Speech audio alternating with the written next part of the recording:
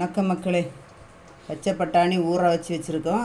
அதில் உருளைக்கிழங்கு, 2 பச்சை மிளகாய், பெரிய வெங்காயம், பூண்டு, தக்காளி, கேரட்டு இது இவ்வளவும் இதில் சேர்த்து குக்கரில் சேர்த்து வேக வைக்கணும்.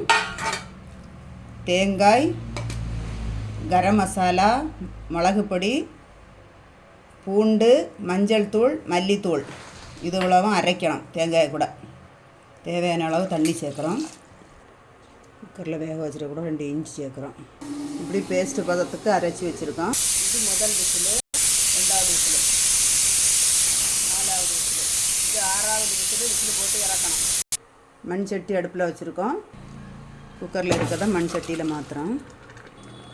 அரப்பு சேர்க்குறோம். அரைச்சி வச்சுருக்கத ஜார் கலவுன தண்ணி சேர்க்குறோம். கூடவே கொஞ்சோண்டு கல் உப்பு சேர்க்குறோம். சுற்றி கொதிக்க தொடங்கியாச்சு. இனி இதில் இறக்கி வச்சுட்டு கடுகு தாளித்து ஊற்றணும். வானலி அடுப்பில் வச்சாச்சு. எண்ணெய் சேர்க்குறோம். கடுகு சேர்க்குறோம். பெருஞ்சீரகம், வத்தல் மிளகு சேர்க்குறோம். பொரிஞ்சாச்சு. சின்ன வெங்காயம் சேர்க்குறோம். தக்காளி சேர்க்குறோம். தள்ளி வச்சுருக்க இஞ்சி பூண்டு சேர்க்குறோம்.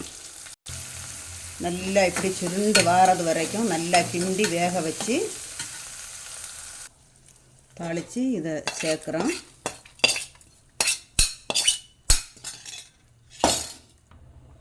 கருவேப்பிலை சேர்க்குறோம்.